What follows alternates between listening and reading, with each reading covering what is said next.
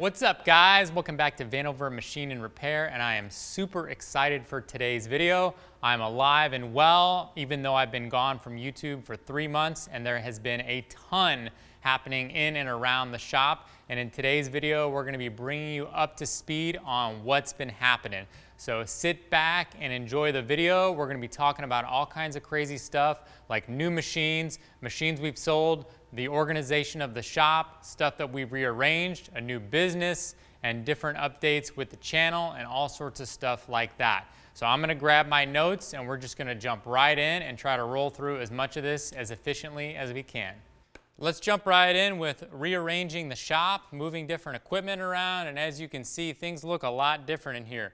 So first and foremost, we took the loft down and we took the pallet racking down. That was a big deal. It took a lot of manpower.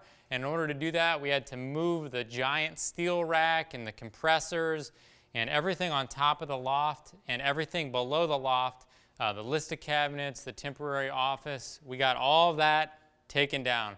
And I decided to do that just to open up the shop. I had a feeling we might get a machine, which we did, but more so I wanted to kind of rearrange things and open up space. In addition to that, with all the steel we took down, we had a lot of steel. So we went ahead and built a steel rack, and that steel rack is super heavy duty, very overkill, like my style. And that housed all the steel that we wanted to keep. And as our machine shop grows, I wanted to have an opportunity to store round bar that's solid, and a lot of the racking that's available is really not rated for that. So we made a nice heavy-duty shelf. We sold a bunch of fabrication steel that I just wasn't using and really freed up room. In addition to that, we took this big green lathe and we moved it from here to here. We moved the blue lathe. I forget where that was. I think it was over here. We moved it over here. We also moved listed cabinet, the drill press, and a couple other things, small things. Oh yeah, the big workbench that was here, we moved over there. And overall, we just created space. And we do have a couple new machines back here, which we'll talk about in a minute.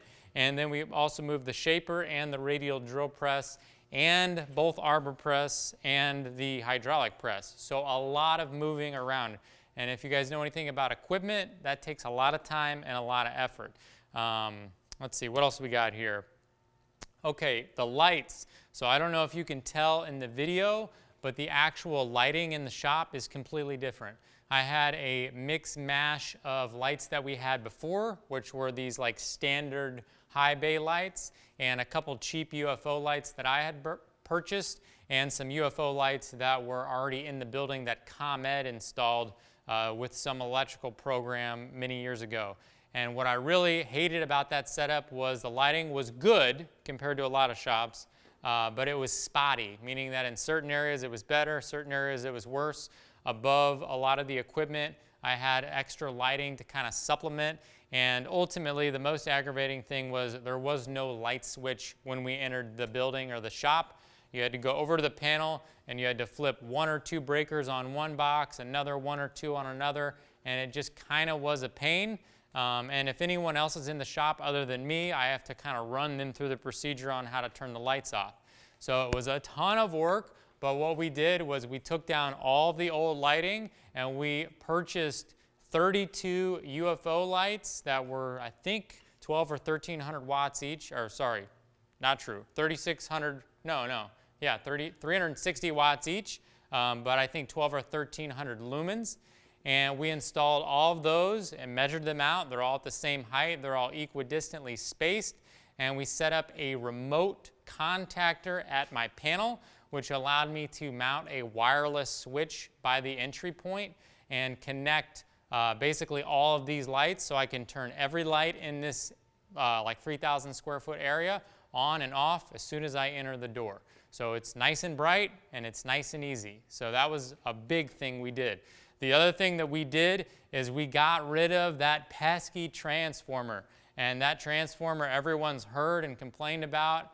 It's been in all the videos, and I hope that you guys can tell the difference. But basically, we replaced the super old, super loud transformer with a newer unit, and then we eliminated another transformer that contributed a little bit to the sound that was also old, and then we eliminated a third transformer. So in terms of infrastructure, the transformers were big, the lights were big, and moving things around was also a pretty big deal. That pallet racking we moved over to where you guys are, and we'll give you some shots of kind of the new layout. And in addition to all that, perhaps the largest thing we've done is we actually built a brand new office, and we're going to take you over there and kind of show you that. In regards to the office, this is probably one of the bigger projects that I've taken on in the last 3 months. We decided kind of last minute that we should build an office, and we'll get more into that later. So I ended up renting some additional space. It was kind of here anyway, but I'm actually paying for it now. And basically we built 3 or 4 walls. We added a ceiling and made sure that it was really nice on the inside. We have a little loft up there, which we have some plywood, nothing heavy, just some personal items, which is really nice. And the main benefit here is to just have a nice sectioned off area, and I'll show you the inside. It looks really nice on the inside. That kind of isolates the machine shop, which is nice, messy, and dirty, from the office environment, which is going to be more clean and more zen, kind of a calm place to go where we're out of the noise and disruption of the shop, and we can get some office work done, we can get some electronic work done, and overall just take a seat and relax. So let's jump into the office and see how she looks. So here is the beloved office.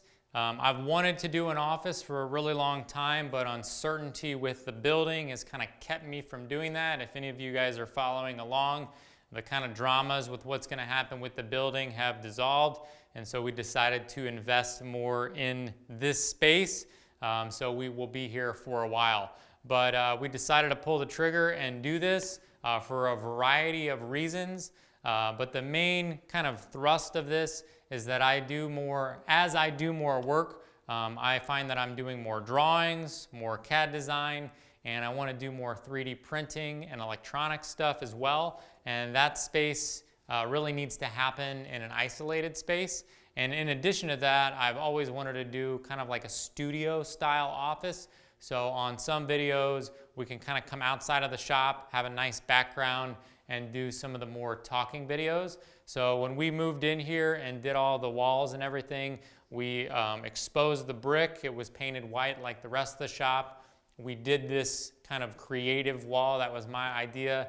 And then over here on the left side, which you kind of seen, we have the sound deadening panels, and I got some artwork and stuff that I'm hanging up. I wanted to make this office feel really homey, feel very me, which is kind of over the top, and also just kind of have like a different vibe, if you will, than the shop. So we got 2 desks, one for me, one for Stefano, and basically I do editing in here, I do design work. If we're doing 3D printing, we're going to do the 3D printing. I had my friend Daniel make this shelf for us. I could have totally done this, but I was really busy and I wanted to give him some work. So I had the material, and he put this bench/shelf together, and it's matching the 3D printer stand that I built. And we sized it perfectly so we could put some 3D printers underneath and above. Hopefully down the line, we'll add some 3D printers and get a little print farm going in here. And then I would like to maybe get a nice couch or bench or something to put over here. And yeah, this office is absolutely beautiful. The ceilings are really tall. Part of the reason we built the office in this layout was because a window was already here, and we wanted to take advantage of some natural light. So that came together really well. And the ceiling, we used some can lights and painted the ceiling black. And we epoxied the floor and just, tried to make everything nice. So it would be a good place to be. I'll show you kind of the desks in the other wall, but we got a nice printer which prints A3 paper, so the nice big paper for doing some drafting and some design work, which is really nice when I'm over at the lathe and I've got a nice big drawing that I can read easily. It really helps me do better work. And we have multiple computers set up for editing and some for doing Fusion and Inventor, and we're really just trying to create a space that I can kind of grow as the business grows, and maybe if I need to have a couple people working here, they can work in here, and if I need to do some work, I have kind of a separate place, and this has been needed for a long time. So to have this is really, really nice, and I feel really excited about it. But it has taken a long time to get it to this point, and you know, all the hard work has been worth it. So this is the office. Let's talk machines and some updates on that. So the big green lathe, or the American pacemaker, it's come a long way. We moved it from over there to over here. Part of the reason we did that is for the crane. Honestly, the jobs keep getting bigger and bigger, and I am tired of lugging stuff up into the lathe. You guys see me make the skyhook. It's really nice. It sits on the shelf now. The skyhook is great, but in reality, a jib crane dominates the skyhook. And especially for bigger work pieces, a jib crane is just clutch. And so I decided to move this machine over here because I didn't want to build another jib crane over in the corner yet. We will, but I figured it would be easier to move this machine here and take advantage of the jib crane that I already have. So we got the machine in place. We leveled the machine properly, which I had never done before. I'm ashamed to admit that. I got it kind of rough leveled before, but I never did the pads. I never did the proper re-leveling over time. And so we finally got it on feet, which is good because I'm pretty tall. So we were able to get it off the ground another 3 inches, which makes working on the machine much more enjoyable. And because we have pads for each foot, we got it properly leveled in, which is really nice. We actually got this machine scraped, and I'm not going to get into that here. We're going to do a separate video on that because I love this machine. I know you guys want more detail, but we're just kind of hitting some bullet points. We also fixed and ruined the quill on this machine, which we'll talk about later.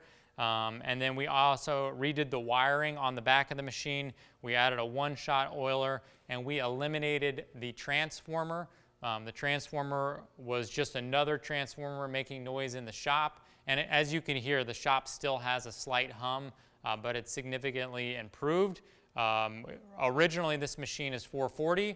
We have 440, but where the machine was, it was running, it was taking a 230-volt signal and jumping it up to 440, and it was just a little bit redundant. So when we moved it into position, I was able to eliminate the transformer completely, which is good, and move it back to 440 without a transformer, just running straight off the panel.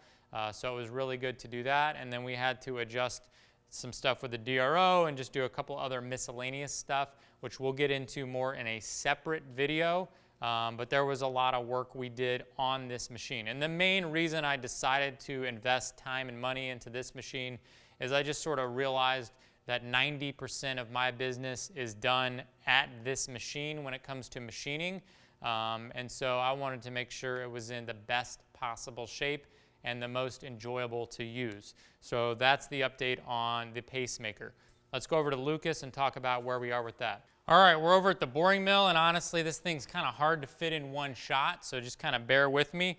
You'll hear my forklift charger running in the background. We're trying to revive a dead battery, which we'll get into later. But basically at the Lucas, this is looking a little weird. Now, we've been trying to do work on this in the last 3 months, and I have shot some video, but the reality is this project has been a low priority, so we have not made a ton of progress. Now, I did shoot a couple videos that you haven't seen yet. You guys are not caught up, so there's going to be some more content on that.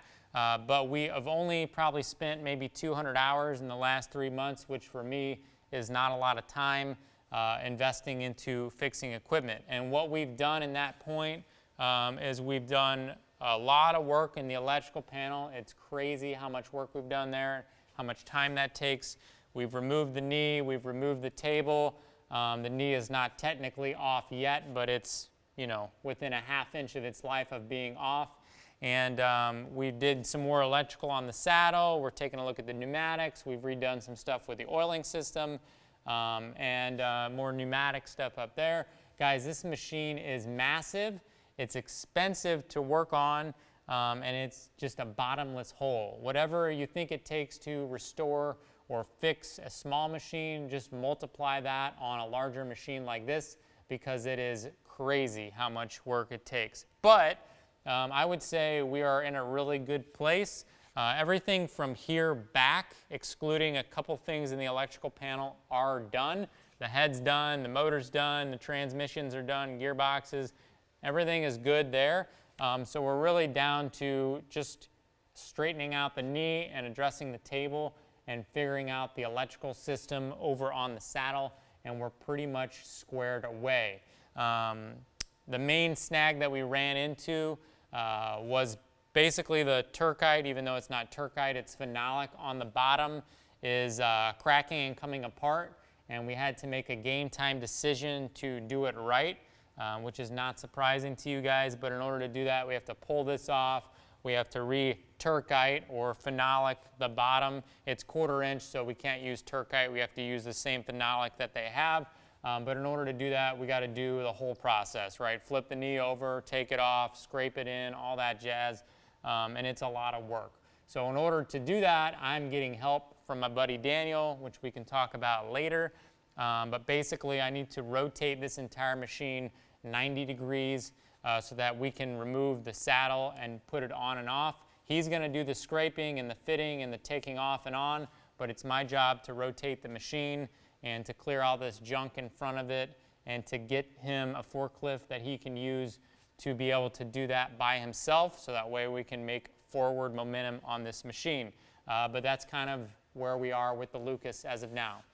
All right, we're over here in no man's land, and I call this no man's land now because anything I'm getting rid of seems to migrate to this area. It makes sense, it's by the door.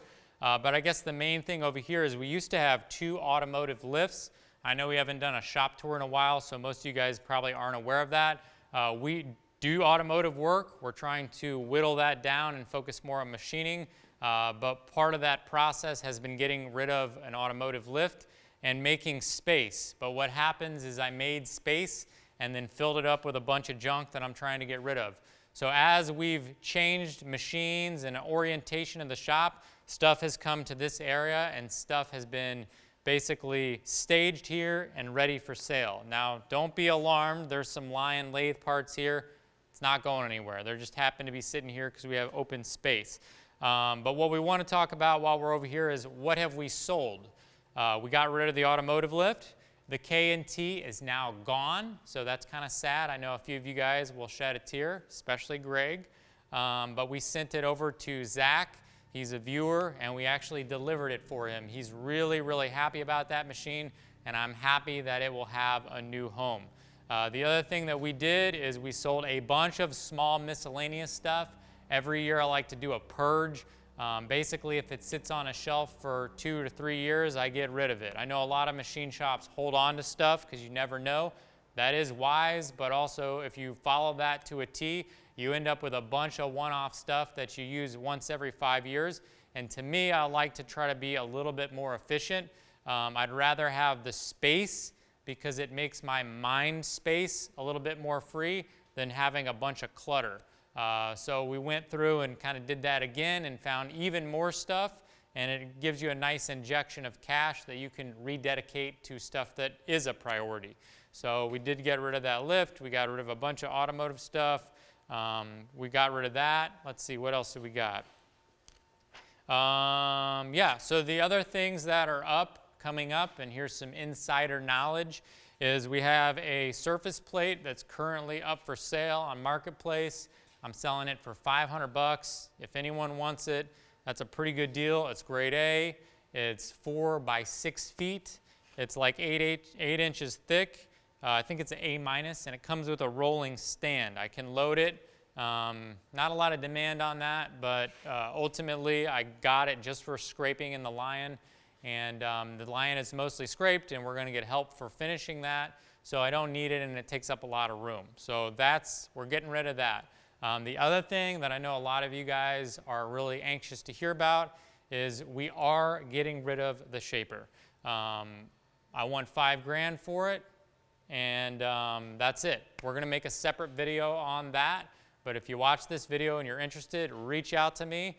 I know there's a lot of demand because before I'd said I kind of was on the fence, and I made up my mind. It's leaving. So at some point soon, hopefully, it's going to get moved to this area, and it's going to go away. And that's sad, but we'll talk more about that in an upcoming video. It'll probably be the next video you guys see is talking about selling the shaper. So that's that in terms of stuff that we've gotten rid of that's kind of significant. Now let's move on to the fun stuff, which is some cool stuff we've purchased. Well, if you weren't shocked by everything else I told you, this will certainly get you riled up. We bought 2 CNC machines, and it's kind of crazy. And in all fairness, I didn't pay for either of these machines. My colleague, which we'll talk about later, purchased these machines, and together we're going to be using these machines to do kind of a new path or a new direction with the business. And we'll talk a little bit more about that in a minute, but don't be scared. We are not going to turn into a CNC machining channel, and we are not going to be a normal CNC shop. What I would like to do is continue to focus on repair work and machining one-off interesting parts, and we're going to use this to supplement that because at the end of the day, I'm not trying to compete with your average CNC shop because that market is a race to the bottom based on price. The direction I'm trying to go in is a lot more unique or interesting and different parts, and the CNC is just going to help us do jobs that we couldn't have otherwise done and just kind of increase our capabilities. So I'm really excited about that. But enough of that blabbing, let's talk about these 2 machines. So this machine is a Fryer MB16. This machine is in great shape. It's from 2013. It's the newest, most least worn machine in the machine shop, and we paid next to nothing for it. I think it was like $2,400. This machine, brand new from Fryer, sells for like $87,000 as it sits here, and they are still in business and have helped give us service on this machine. So I'm really happy about this unit. I used it yesterday for a job. I have a ton to learn, but what I do like about this machine is you can use it in manual and you can use it in CNC, full CNC or conversational. So that's really exciting. Like yesterday I did a job it was a heavy equipment job, and I just needed to cut a keyway. I kind of ran it manually, so to speak. And what's really nice about it is it has a really nice table. It has full travel. I think it has 5 feet of travel this way, has 25 inches back and forth in the Y, and the Z is 26. So there is a lot of travel. Like the part I was using yesterday was about this tall, and I had to drill or cut a keyway, and I had an extension tool holder, had tons of room. That would not even be possible on a Bridgeport or even the next size up. So it really is just like a massive Bridgeport that's like 9,000 pounds with CNC option. So really it's kind of like a ProtoTrack basically. It's pretty much a copy of that, the bigger ProtoTrack. So really, really nice machine. We're not going to have a video on bringing this in and setting it up. I had to fix some stuff, but it was easy, right? And so yeah, that's pretty much it. You might see it in some videos. It's not frankly that interesting. But yeah, maybe we'll do something on it, but for the most part, kind of is what it is. Excited to have it here, and I think it's going to be a great machine. The other machine is a lot more interesting, probably because it's a lot more broken, and that is an OKK VM7. This machine was one of those gamble purchases. We also paid the same amount for it, basically. It cost like 4 times that to get it here, and the machine is 25 years old, somewhere in that range. I think it's like a 2001. And the machine has massive problems, right? But I don't think we're going to scrap it. I think we're going to keep it. There will be a video on that, bringing it in, assessing the problems, fixing it. But long story short, I think we got to pull the table and the saddle and maybe replace the ball screws. So that's not too fun. But that machine also is super nice. And that's more of a production machine where we do full CAD programming. We export the CAM software, and it has a 20-position tool changer. It has a 40 horsepower spindle. It has high-pressure coolant. It has chip augers. It's basically everything that you would want, and it's Japanese made. So I think this machine, prices for somewhere in the $150,000 to $200,000 range if you were to buy it new. And it's a bed weigh machine. It's not a linear bearing machine like some of the Haas machines, or linear guideways, I guess I should say. So it's really rigid, and it is sold as a die or mold making machine, meaning that the tolerance on this machine is about 2/10. So it's a little bit overbuilt, but it's designed to have large travels and high accuracy. And so I think if we can get it going, that it is going to be a really nice machine, again, for a specific purpose of making parts, but it is low cost and it's in place. And so I don't think it has a lot of risk sitting here, and we don't really need the space right now. So that's kind of the OKK. The other thing I'll tell you is just the travels on that are very similar. It's got like 6 feet across, so it's a lot that way. I think it's like 3 feet Y, and then the Z height is also, I think it's actually similar to this machine. I want to say it's like 26 or 28 inches. So that machine is really cool. But that machine is going to be a bigger project. We were kind of hoping it would not be, and it turned out that the oiling system stopped working at some point recently, and then they just kind of ran it dry until it locked up. And so the ways are not too bad, but we need to pull everything and clean out the lines, and you know, it's a lot of work. So it's sitting for now. But at least now you know what's going on with that machine if you see it in the background. And then let's go over to our most recent material acquisition and talk about that bad boy. As you may be able to tell, this is the darker corner of the shop. This is kind of where I decided I wasn't going to invest in any more lighting because we're never over here. And this space here behind me isn't even ours. It's rented out to someone else.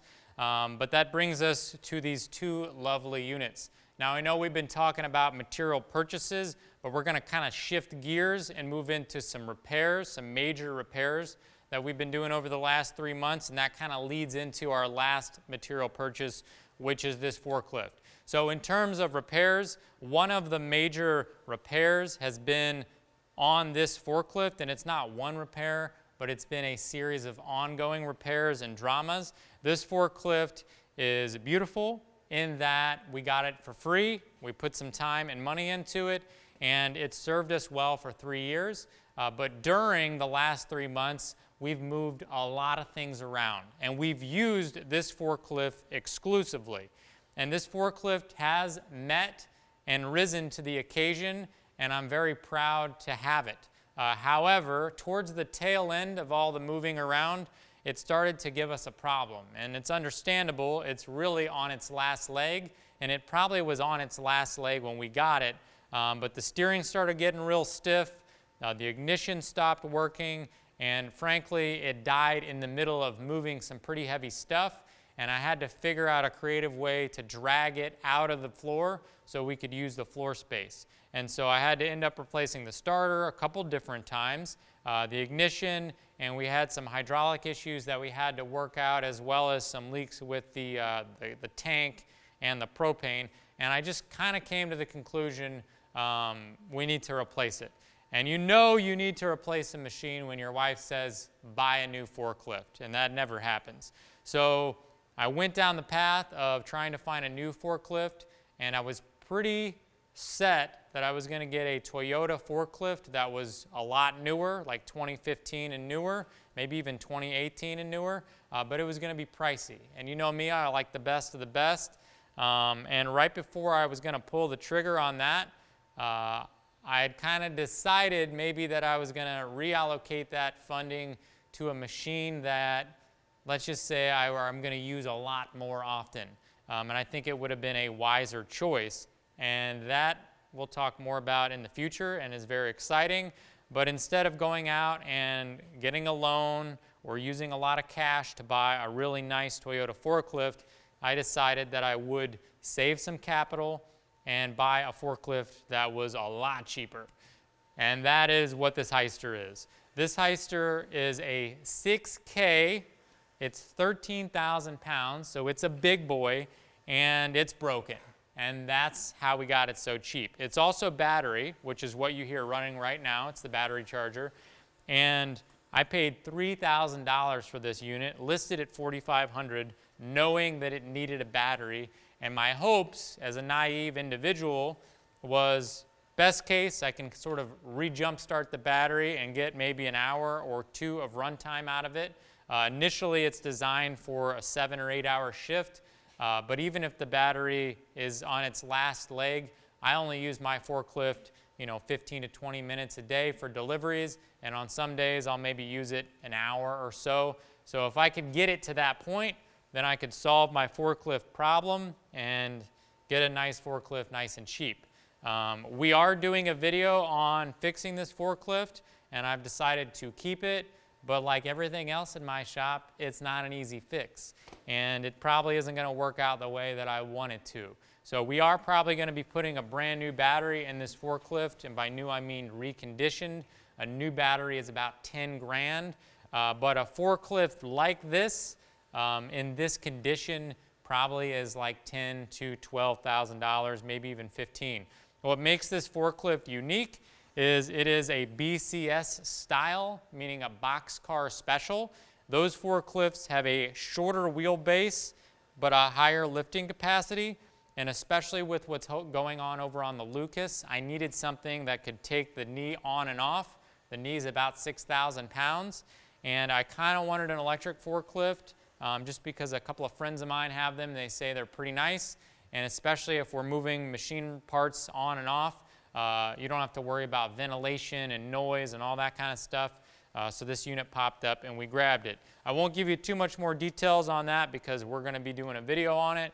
But this is our most recent purchase, and I'm currently trying to at least bring some life back to the battery with the charger. And yeah, that's pretty much our new project. So with that being said, let's change gears and move on to the next topic. Well, I got a little bit ahead of myself. We do have two more major repairs that I wanted to talk about, bring you up to speed on. The first one is this dual bandsaw. Excellent machine. I've used it in slow speed the entire time that I've owned it because I do only pretty much work with steel. But more recently, we've been doing a lot more prototyping work, and the need to cut aluminum has come into its own. And so I finally wanted to get this going in high speed so that it can cut aluminum a lot more efficiently. And what we realized is the gearbox was broken. And I know there's a couple videos online. I think Rotary S&P has a video of an issue with the same dual gearbox. And I had to take my gearbox apart and actually replace a shear pin. And it ended up being somewhat involved. But the good news is now this machine actually works in high speed and low speed. Whereas for the last 3 years, basically high speed didn't work. And that brings us to the last repair, which is kind of a funny one, and it's completely my fault, and that is the tailstock on the American pacemaker lathe. Now, we don't have a video on this, but I'm going to kind of explain what happened so that way anyone who's out there can learn from my dumb mistake and also tell you how we fixed it. So I was actually in the middle of a job that was somewhat critical, and I was noticing that my drill point was kind of sagging or kind of walking in a circle, and I thought, hey, I think my tailstock, the taper on the inside is off, so let me check it. Well, I put a drill bit in and I checked it, and lo and behold, it was like 20 thousandths off. So like if you put a test bar and you went across it, it was down 20 thousandths and over 20 thousandths. And so I had the bright idea to take a reamer and try to clean it up. Well, the problem was this was so worn, and it was worn on the bottom side from 50 years of use that when I reamed it, it actually averaged out that issue and it made the issue worse. And I was in the middle of an important job, and I delayed that job 3 or 4 days so that we could actually fix this tailstock. And we actually had to fix it twice because during the first attempt, I made a mistake and basically destroyed all the progress that we made trying to fix it the first time. But what ended up happening is we actually had to take this quill out, mount it in the lathe, indicate it in, use the taper attachment, and we used a grinder to regrind this taper. And in the process of making mistakes and redoing this, I had to actually shorten the quill because I kept cutting the taper deeper and deeper. And these tapers are very shallow, so they can get away from you quite quick. And you can probably tell on the side that this slot is quite a bit bigger than it should be, and that is because as this taper has been cut back, I had to extend this slot so I could get the Morris taper drift to fit. So at the end of the day, this actually turned out pretty good, and now a drill bit, when you put it in here, or a test bar, is within 2/10 side to side and 2/10 up and down, which is really, really good for a machine of this age. But it was a lot of going back and forth and really just screwing up and learning the hard way. And when you modify or work on your equipment and it doesn't go well, you know, it makes you real nervous. I thought I might have to replace this machine. If this was out 30 thousandths and I wasn't able to fix it, I mean, it's not like you can go and buy a new tailstock. And making a quill is possible, but it is a lot of work, and you got to fit it to the bore, and it's not something you want to do when you're in a hurry. So we were able to, with the help of other people, I needed help, get this fixed, and it's way better than it was before. The taper is nice and tight on the tools. Everything's on center, and everything looks good. We just have a slot that's a little bit too wide, and my tailstock is a little bit short now, which is kind of funny. I mean, most people wouldn't find it funny, but normally this should sit flush. Look at that. How embarrassing is that? This sits in almost an inch. That's how much material we had to machine off the front to get it correct. And it is what it is, but you know, the front is nice and machined and everything fits good. So that was a big, big repair. We probably had 30 or 40 hours into that. It was several months ago, but I wanted to bring you up to speed on that repair. Well, we're in our brand new office, and let's take this opportunity to talk about some business updates. And the main theme you're going to see through this section is just getting help. I've been on my own running this business for about 4 years and 2 months, and it's been very, very difficult. Also extremely rewarding, but when you're by yourself, it just takes a long time, and it's extremely hard. And so if you can get help, and they're the right individuals, it's definitely preferred. And in this last year, and you'll see when we talk about the goals, I realized that I needed to get more help with video stuff, more help with stuff around the shop, and just sort of team up with whoever I could to try to be successful instead of trying to do things on my own. And the concept of doing that is difficult for me because I don't like to pay other people to do work that I can do.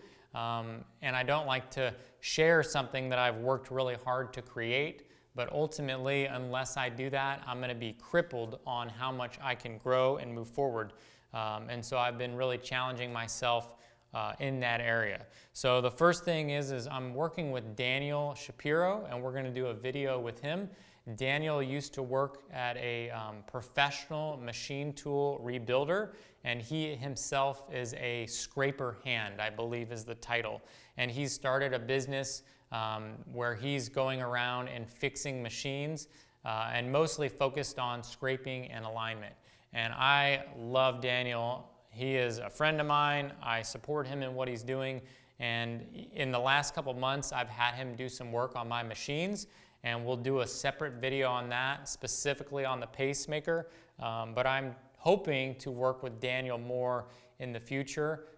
As much as I do love rebuilding machines, ultimately I want to get to the place where I'm doing jobs instead of just fixing machines. So I'm hoping to build a partnership with Daniel where we can do work and generate revenue, and then we can pay Daniel to come in and make sure our machines are, you know, in the best possible condition. That doesn't mean I'm not going to do machine stuff on the side, but I want to avoid spending a load of time doing that all the time. So Daniel, you're probably going to see, he's going to be helping us try to finish some of these bigger projects, specifically when it comes to scraping and alignment and setup and that sort of thing.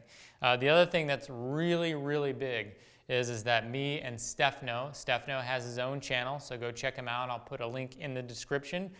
He was a viewer that Greg introduced to me, and I think he had actually reached out before several years prior, and we have decided to come together and create a new business. That business is called Mosque Engineering, and that business is going to focus on the CNC side of things. It's going to focus on engineering, so working in Fusion, working in Inventor. It's going to focus on 3D printing.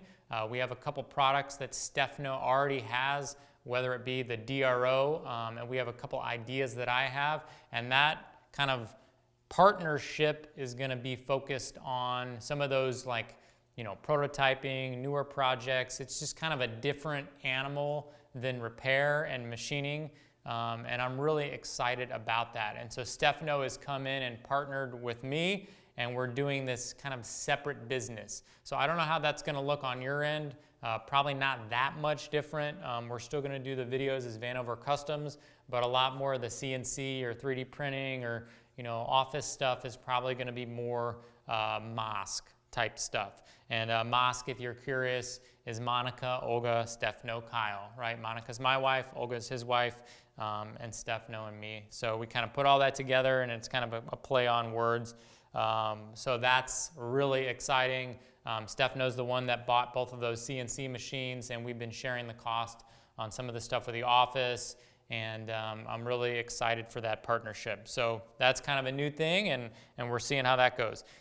In terms of other partnerships or other things that I want to mention, we have a new guy. His name is Landon. He is brilliant and really love working with the guy. He has been a new customer of mine this year, and we are in the process of maybe sort of extending that relationship past a traditional customer contractor relationship, where we maybe are a little bit more involved in his company or he's involved in our company. But basically, we've been doing a significant amount of work for him, making some pretty proprietary parts all out of aluminum, and we'll feature some of those on our channel. And so that's kind of been more unusual stuff, but we're excited because that's going to bring some repeat business, because he has these machines that he's selling, and he needs probably 30 parts manufactured for each unit, and the machines are very expensive, and they're very interesting. So that's kind of more of a mosque type thing, but there's certainly crossover between that and Vanover Customs as well, or Vanover Machine and Repair.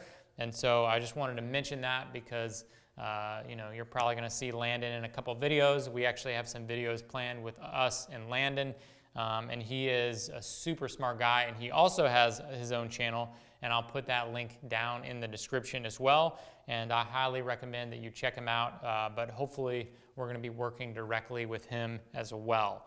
The other thing that I want to point out is we've been getting a lot of help around the shop. So we've had a couple college kids come in, and I've been paying them to do miscellaneous stuff, taking out the trash, cleaning up machines, just really help, which I desperately need, to try to help me stay on track and focused on the stuff that only I can do. So that's pretty exciting stuff. The other thing that's a big deal, and I share this stuff with you guys because I like being honest, and I like just speaking my heart. So this is not a major thing, but it seems a major thing to me, is for the first time in 5 years or 4 years, we're actually paying someone, a contractor, on a regular basis, and we're having our shop cleaned. So I have a wonderful woman that I know, and she has a small cleaning company, and she basically comes in bi-weekly, and she cleans up the shop. And I've shown her how to have her employees clean up the chips on the machine, and she does more commercial cleaning, but she's kind of agreed to do this. And so it's just a small thing that really helps kind of keep the shop a little nicer, a little cleaner. And it's a big step for us to be paying someone weekly to do that. But hopefully these small steps will lead to sort of bigger steps down the road. So we are really excited about that as well. Also, we've been doing a lot more machining jobs the past couple months as we've been moving forward. And last month, our machining category actually surpassed our automotive and our fabrication category. And that's the first time that's happened in 5 years. So I don't know if that's going to keep up at the same rate, but that is really, really exciting. We've been doing machining for almost 4 years, and during that whole time, it's been a small percentage of our business, but we were trying to grow that, and last month it was 50-something%. So I'm hoping that within a year it can be 80 or 90%, and we can sort of turn down some of the other things that we're doing to really focus and go hard on the machining. So that's really exciting news. And then in a side note, in terms of what we're doing work-wise. I actually spent some time last week working in another machine shop. They have a bunch of equipment and they have lost a lot of their employees, and we have a working relationship, and I got to go over and work in their shop, and that was kind of a cool experience to do that. So that's not going to be a reoccurring thing. It wasn't the funnest thing working on other people's equipment and working with their tooling and all that stuff. So we've agreed in the future that they'll kind of bring me the stuff and I'll do it here, but it's cool to have that opportunity to work in other people's shops and build those relationships, and I'm really excited about that. So the next thing we're going to talk about, and we're going to shift gears again, is the channel and some updates with that. All right, we're standing next to my beloved Prusa XL, which we'll make a video on. I've had this for a year and I haven't done any content on it, just learning, but that's not what we're talking about. I just, it's kind of a cool setup here and I'm really proud of it. And yeah, so a couple things. First off, I want to apologize for not responding to you guys' comments. You're seeing a lot of cool and positive stuff that's happened in the last 3 months, but from a mental health standpoint, it has been very challenging for me.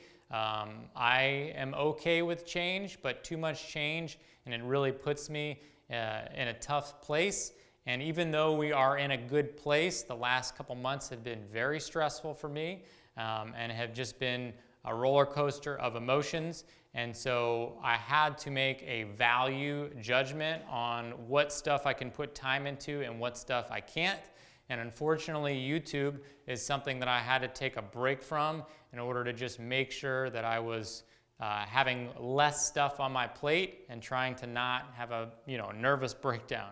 So in regards to the comments, I haven't been responding to the comments. I haven't been looking at them. Honestly, it's just a mental load. I try to be really good about responding to everyone and reading everything, but for some reason last year it sort of switched, and maybe October, September, it just got to the point where I couldn't keep up with the comments anymore. And I know a lot of channels go through that, but honestly, it's just not sustainable. I mean, I was trying to respond to over 100 comments per video. Some would be 50. On other videos, it could be hundreds. And I just can't put the time into that anymore. So I don't know what I'm going to do. Maybe what I'll do is, because I don't want to ignore you guys, and I do read the comments, but responding to them, I could spend 3 hours just every week just updating all the comments, right, from a week, right, and that adds up, or maybe an hour and a half, but that's still a lot of time.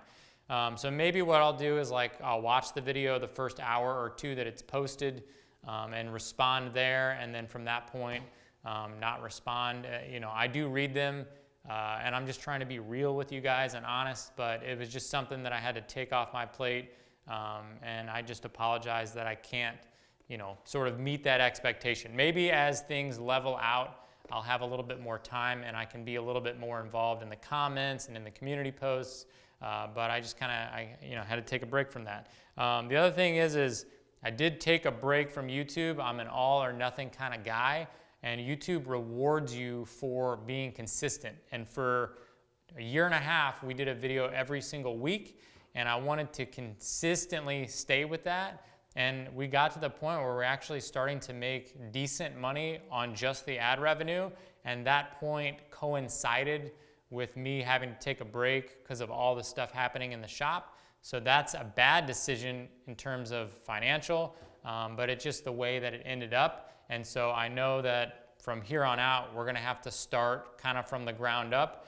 And YouTube really likes to see the most amount of time posting weekly or bi-weekly, or twice a week as possible, and we're kind of starting from ground zero because I took a break. But I had to make some important calls, and I just didn't have the capacity to edit videos every week over the last 3 months. So we are getting back into it. I do have help, and my editor also was taking a break during that time, so I was editing everything every week. So it was just a lot, and I'm just being vulnerable and honest with you guys about that. The good news is we are starting back up. It is my goal to do one video every week, at least indefinitely up to this point. And hopefully, if there's anything that's going to try to prevent me from doing that, I'm going to hopefully be able to lean on other people to help us stick with that goal. I already have Chris. He's been with me for 3 years. He edits a video every other week, and I'm extremely grateful for him. But we have another guy who's very interested, and we're kind of trying him out, and we're going to see if he's successful. And it'll be a long learning process, but if he is, then maybe we'll have 2 guys sort of helping with the editing.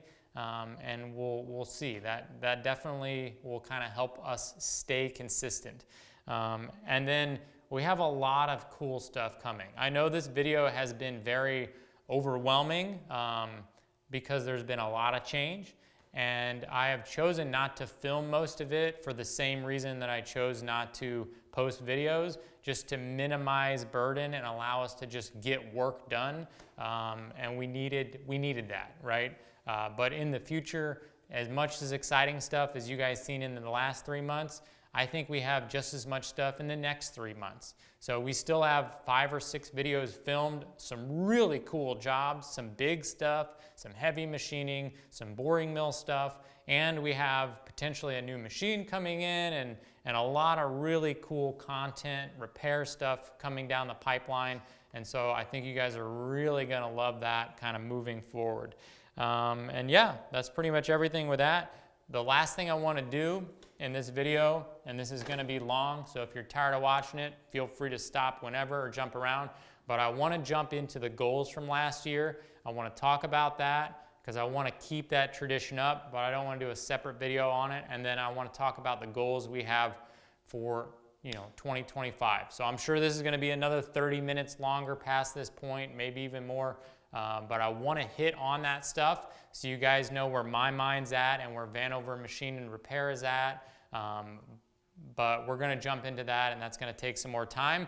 And then hopefully I can just wrap all this chatting up into one video. You can get what you need to know if you want to watch it all, and then we can jump right back into the machining videos next week and just try to get a lot of this housekeeping stuff out of the way and bring everyone up to speed. So with that, let's jump over to the 2024 goals and see how we finished out last year. All right, hopefully this doesn't fall down. This thing is usually mounted by the door, not a lot of light over there, so I'm bringing it out. I'm going to try to rip through these as efficiently as possible, but it's just a lot of talking, guys. So from last year, the first and most important goal, finish the Lathe project. I don't think we didn't do that. We'll talk about our goals for next year once we get to that. But all right, taking a look at the goals for this year. Taking a look at the goals for last year, hopefully this board doesn't fall, but the lighting is really poor where I store this, so I just kind of have it here. So the first goal, finish the Lathe project. Totally failed on that. We didn't make any progress. When we wrote it, we did make some progress. We worked on it from January to probably May, and then we had no time. Get the boring mill running, again, complete failure. We did make some good progress on it, more than we did the previous year, but it just took a lot of work. Buy a 3D printer, we definitely did that. We bought the Prusa XL and ordered it in January. It came in May. So that's good. Learn Fusion 360, we definitely accomplished that. We had designed 5 product prototypes. I did do that. I haven't really shown a lot of those to you guys because I want to figure out which one I want to dedicate time to, and I have a lot more ideas than 5, but we did come up with 5 new kind of ideas. Most of them were 3D printing products, but yeah, we did do it. 5 repeat machining customers, kind of a big deal for us starting out last year. We definitely did that. We have more than 5, or at least 5 repeat, and by repeat to me it's like maybe every other week or every 3rd week at most, we have someone come back for more work. Now we definitely have a lot more customers who come back maybe once every 6 months, but for me I was looking for someone where we had some sort of repeated consistent work that was significant, and I think we hit that. We probably have around 5 or 6 customers that call back, and need stuff every 1 to 3 weeks, which is really, really good. Increase my knowledge of heavy equipment. I kind of focused on that in the beginning of the year. and learned a lot more about that area. I still have a lot to learn, but I would say we did that. 40 subs on YouTube, we didn't hit that, we failed, but we did come close. I think we ended at like 38.5, and honestly, that's fine. 10K in YouTube revenue, I think we hit that. Maybe not much more than that. I'd have to look at the numbers, but we did hit it. 50 Google reviews, we didn't hit it. I think we have like 44. Honestly, guys, at the last like 3 months of the year, it was super busy, even before these previous 3 months. And I just thought to myself, you know what, do I really need more business? Yes, I do, but I was just so overwhelmed. I was tired of asking people for reviews because I was worried I was going to get more work. But we still have 44 reviews, which is excellent. So we didn't hit that. 20K in orders pay. Technically, we hit that. I paid off a credit card, actually 3 credit cards last year, and we made, you know, probably 5K additional to that. So I think we hit that. It wasn't just a 20K salary payout. We decided to allocate it, but we technically hit that. Post 1 video for a week for 6 months, dominated that. We kept that going for all the way up until I think the end of December. So that's good. Pay off truck, we did not do that. Pay off the credit cards, we did do that. That was a total of $15,000 of debt between mine and my wife's and one other. So that's done, no more debt, so that's great. Figure out a hydraulic press, we did do that. Mike Lewis, a viewer and a friend, has brought us multiple machining deals off Marketplace, and he found us a smoking deal on that Dake 150-ton press. We paid $1,500 for that. It is a manual press, which sucks, but that is super cheap. Even the hand manual Dake 150-ton presses sell for $35,000, which is a crime. But hopefully we'll make that a project one day and convert it, and yeah, so that's crazy. Bigger 50 taper mill. Let's see, we did not meet that. Well, I guess technically we did, because that CNC is 50 taper, and it came in December 22nd. So technically we hit it. Welding PAPR, that's that thing you put on your face to do like, you know, recirculates the air. I didn't buy one of those. I almost did. We'll get one, but we failed that. Website up and running, still didn't do it. I've been kicking that down the road. The main reason I haven't been doing this website, I know I need one, but as I've been developing as a business, to me, I wanted to be more sure about who we are and what our identity is. And once that is solidified, then I would kind of redo the website and the logo. And even in the last 6 months, we've really honed in on what our business is about. And so I'm hoping, honestly, and I feel like I'm ready to, at the end of the year, be able to get that done. I had a couple opportunities last year. We had some guys that were specializing in that, and they really wanted me to do it, but I actually chose not to do it because I just didn't have the certainty about what I wanted to do with our business, and I really didn't want to invest time and money into a website and then dramatically change it in a year. So we held off on that. Redesigned the logo and t-shirts. Look how old this freaking t-shirt is. This is so faded, and it's trash, right? We need new shirts, we need new pants, we need new stickers, we need it all. I'm fully aware.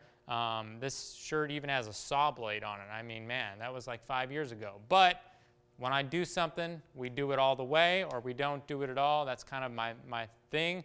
And so hopefully very soon, once we get this done, that will feed into this, which will feed into, you know, Patreon. There's a lot of other things that we need to do that we haven't done from an advertising and a business standpoint.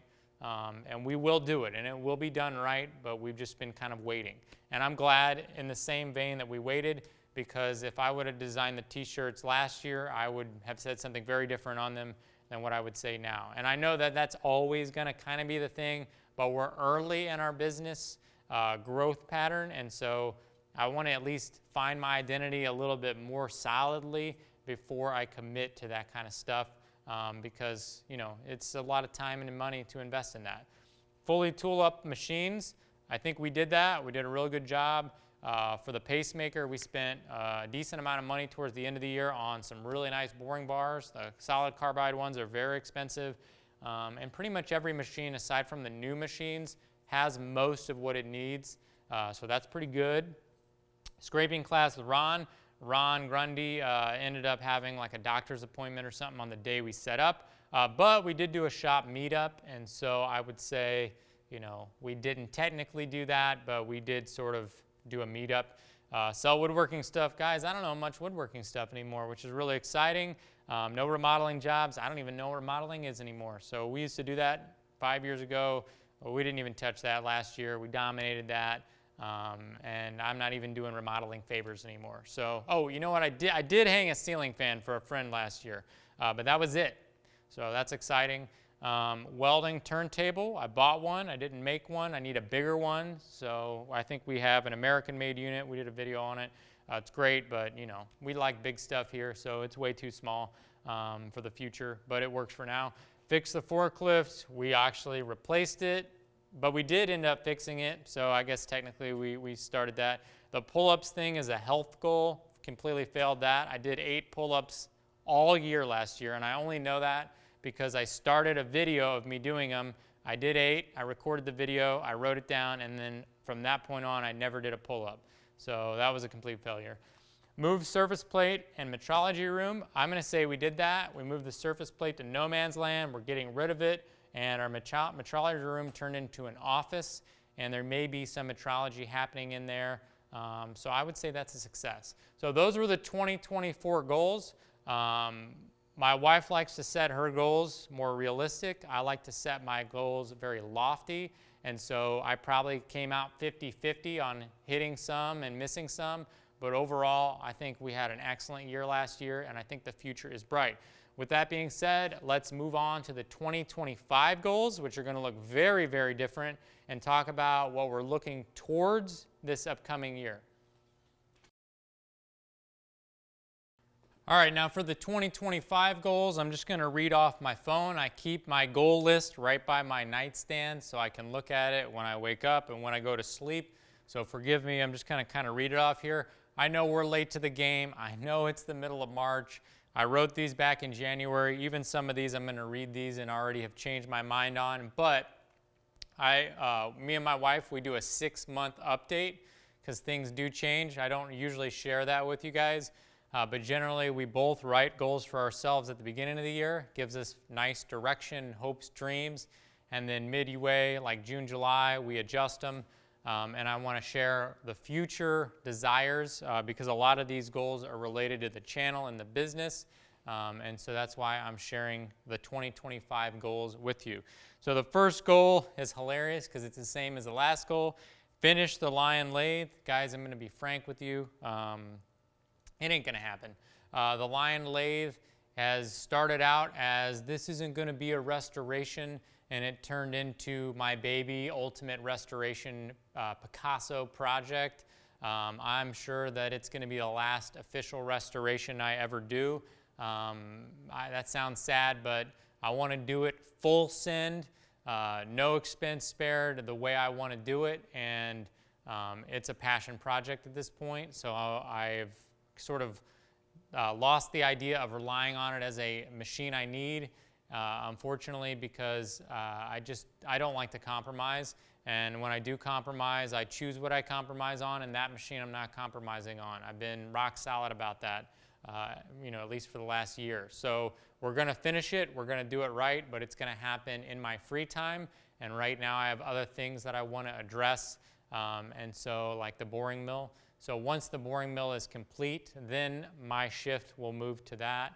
But that is what it is. So finish the boring mill is the second goal. We are going to do that. I'm pretty confident. We are going to have some help to help move that along. But I've just realized that with the time that I spend on these restoration projects, 2, 3, 5, 2,000 hours, whatever it is, when you're not working on jobs, you have a lot more time, as I did in the past. But as you get busier, you don't have the time for that. So we'll be paying people to sort of help move that project along. And that machine I'm less particular about, especially visually, obviously, and it's getting done to a lesser level, but it is a bigger machine. So I'm confident we're going to get it done. I think we will, but we're going to have some help with that. So get a CNC mill running well. When I made that, I was talking about the OKK. Not sure on that yet. It's going to take not nearly as much work as the Lion, definitely. Not nearly as much work as the boring mill, definitely. But definitely more work than some of the smaller projects. So I don't really know where that's going to actually land in the priorities, but it is a goal. Learn Inventor and G-Code. I'm already working on it. It's already going to happen, but obviously it's a goal. Be proficient at CNC machining. Guys, that ain't going to happen. I'm not being negative. It takes a lot of skill. That's an entire trade. Obviously, it's a goal. I want to do it. We're going to do it. I don't know that that's going to happen in a year, but I'm going to try to learn as much as I can, and I'm hungry. But my true passion still lies with manual machining. But obviously, CNC has a place, and knowing both makes you super valuable, and I want to learn both. So that's that. Learn more about electronic repair. Listen, I've been doing electronic repair on cars as one separate thing, and on houses/industrial electronics as a separate thing. Not panels and automation, but wiring and breakers and that sort of thing. But there's a gap in my knowledge, mainly when it comes to automation stuff. So like contactors, relays, when it comes to machinery. So I want to learn more about that. And I also want to learn more about like fixing boards and circuit boards. A lot of times when you're repairing things, 5% of the time you find yourself in a scenario where you need some sort of computer or a board or something, and to be able to fix that and repair that just adds to your ability as a repair technician, no matter what it is. And that can apply to an appliance in your house, to an automotive thing, to a machinery thing, to a forklift computer, a lot of different things. So I really want to learn that. We've dedicated a section of that bench in the office to electronics. So we're going to get an anti-static mat. We're going to get a nice soldering gun, like a heat gun specifically for taking off electrical components. And I want to make sure I have all the tools there. And, we already have a little power supply. I know we need an oscilloscope. I don't know a ton about that, but I know a decent amount about just electrical stuff in general. And so I want to learn more about that. Buy a 40 taper mill. The Fryer is a 40 taper mill, but I kind of want another Bridgeport style machine. I do love the Bridgeport, but I don't love the Bridgeport. It's just too small for me for a lot of the stuff I'm trying to do and have been doing. It's a good machine, but I need more than one of them. And I really would want the bigger style. A bed mill would be great. I really, really would like a nice beefy bed mill. But I think the most versatile machine would be a 40 taper Bridgeport style machine. That way I can keep one Bridgeport set up with a vise, maybe the other one set up with a rotary table, and just have more setups so that I can be more efficient, because right now I have one milling machine that's manual, and every time I have a different job, I have to change the vise or do whatever, and it kind of kills productivity. So more of those machines just make sense, and they'll always have a place in a machine shop. So I want to get another one of those. Let's see. Buy a forklift I'm proud of. Well, we're in the future, and I did that. I'm definitely not proud of that, so that would be a fail. But maybe when I fix it and get it where it needs to be, I will be proud of it. So maybe we will be able to knock that off the list. Buy a CNC lathe. I don't know if that's going to happen. I kind of don't think it is. I was pretty ambitious at the beginning of the year. We got 2 new CNC machines in here, new to us. But to be honest, I'm pretty overwhelmed with all the change, and I'm a little bit pumping the brakes on new equipment, even though I'm not. So I don't know. That could very well happen. It may not happen. I don't know. But anyway, yeah, there has been a lot of machines coming and going and a lot of changing. What I've learned as I've matured in my business, and I have a long way to go, is that we have a lot of stuff that takes up a lot of space that doesn't get used, and rent isn't cheap. And so I've been trying to invest more money into stuff that I use a lot, and really ask myself the hard questions about machines that are massive and just do nothing. right? And that's why we've gotten rid of a lot of stuff. Even with the loft, it wasn't a machine, but it was massive, and I really wasn't using it for its purpose, and so I felt that it had to go, and that's why the shaper is going. Unfortunately, if it was running, I would keep it because it does have a use in my shop, but yeah, we're just trying to make hard decisions. So with a CNC, I want one, but I don't know yet. The jury is out on whether it makes sense. So we'll see. Buy a screw air compressor. We need an air compressor that can handle higher CFM for the OKK. It won't even turn on the tool changer because it doesn't have enough CFM. And during the selling phase of the shop in the last couple months, I got rid of my second air compressor, which I used mostly as a backup, but under heavy air load, they would both run.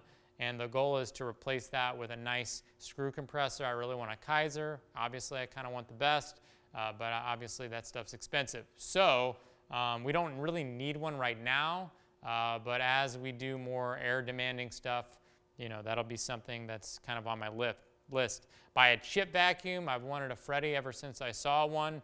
I know A-Bomb has like a shark thing or whatever. I don't really care. They're kind of expensive, and I didn't really have any machines that needed it. I started out with the bandsaw. It was the first machine that required coolant, but now we have the bandsaw. We have the radial drill, which I'm going to be running oil in. We have the OKK. We have the fryer. The Lion is going to be getting a coolant tank that we're going to be custom building, and potentially the new machine that I may or may not be getting also will have a coolant tank. So that's, you know, going from one machine to like 6. And so at some point you need a way to extract the coolant and replenish it, and a shop vac is kind of not adequate. So we don't need one yet, but I want one and we will need one. And yeah, they're kind of crazy. Buy a second belt grinder or 12-inch bench grinder. I had a 12-inch bench grinder. It's another thing we sold that I forgot to mention. I wanted to turn it into a project, even paid to have the freaking labels made, which is not cheap. And I just decided to get rid of it because it was sitting there and I wasn't using it. So honestly, I use my belt grinder way more than I use the standard bench grinder, and either or will be good. But again, just like with the 2 mills, it's really nice to have multiples of the machines you use a lot. I use the belt grinder literally every day, if not every day, every other day. And to have a second one set up with a different grit or a different setup would be really nice. And so I really like the belt grinder that I have, and I'd like another one. But I'd buy it. I don't have the time to redesign and manufacture another one, so I'd be buying one. Buy a new 4K cinema camera and new lenses. Guys, I've been trying to replace my camera equipment for a long time. The equipment that I have works well. It's reliable, but it's 10 years old. It lacks a lot of the features that new stuff does, and I would love to be able to shoot in 4K and have better dynamic range and all that stuff. I'm not going to bore you with it. Hopefully this year is the year. I have my eye set on a Canon C80. It's definitely overkill for what I'm doing, but you know me and you know how I like to roll. So we're using a C100 right now, and I love it. It's a beast, but it's pretty old. So we'll see if that happens, but it's on the list. Buy a bigger Bambu Lab printer. So I really want to get the Bambu Lab large format 3D printer whenever it's released. It should have been out by now and hasn't. But also there is a lot of drama with Bambu Lab right now, so I'll probably still get it, but yeah. In addition to that, I definitely want to get a couple smaller printers, and I'm leaning towards the Core 1 right now just because of some of the drama with Bambu Lab, but you know, if not, maybe I'll get a couple X1 carbons. But maybe it's been, those are, you know, 3 years old, so they're up for a redesign, and Bambu has been doing a really good job on the printers, so minus all the BS that's been happening with that, which is, you know, maybe a little bit overblown. They do make a good product, and I just want more 3D printers. So let's see, buy a welding PAPR, we talked about that. Go on a larger vacation. I need to take care of my wife as much as I can. She is an amazing woman, and part of doing that is doing nice things for both of us, and especially her. And she's been with us all 5 years of starting this business, and it's been very tough, and she's been amazing. And I want to do that because I think it would be something to show love to her. and I know we've been wanting to go to Japan for the whole time we've known each other. So it is my goal this year to at least start planning that trip and hopefully make it happen. Probably not this year, but maybe next year. I also would like to go to SEMA or maybe Hawaii. We went to Hawaii for a honeymoon and it was great. Hawaii is amazing. But I want to do something really special for her. And so, yeah, I think a vacation is, at least from me, would be a big deal. So that's important to me. Let's see. I also have on here, take Monica to a fancy restaurant. I already did that. Anyone who likes food, they have these like high-level restaurants. I don't know anything about food. Me and her are very different in that realm. But we went out to a really nice, super expensive place where you pay in advance. She loved it. We did that. Great job. Pay Daniel to fix my machines. I've already done that. I wrote that goal, and we already knocked that off. But that was a goal. Basically, I believe in his business. I like Daniel, and I wanted him to work on my machines. He's already done that. He's going to do more of that. We're already going to meet that goal. Let's see, 55,000 YouTube subscribers. I don't know what's going to happen. Maybe we'll, grow a little bit more this year. Maybe we won't. It's a marathon, guys, and I enjoy doing this, so we're going to keep at it. We'll see what happens. 75 Google reviews. I need to do a better job about it. Again, I've been swamped. I really haven't been reminding people. I was on that last year really hard, and I haven't been. So I adjusted my goal down to see if that's going to happen. We'll see. 20K in YouTube income. I think that's possible, but it's probably a little overzealous. Let's see. Get website up, logo redone, shirts. We already talked about that. Stickers, etc. Hopefully this year. We'll see. Let's see. Buy an S-Power line boring setup. Line boring is a separate thing we're not going to get into too deep. I've been wanting to do it for a while. I borrowed a machine last year. I made a video on it. It was cool. Line boring I find fascinating. I watch On Fire Welding. I watch Curtis. I watch all those guys. Perpetual Motion. I really enjoy the line boring stuff. And obviously, as a machine shop, people do it. I don't really want to do it in the field. Variety of reasons for that. That limits the market. But I do want to get a portable setup because there is a lot of line boring work, even though it's a smaller percentage that can be done in the shop.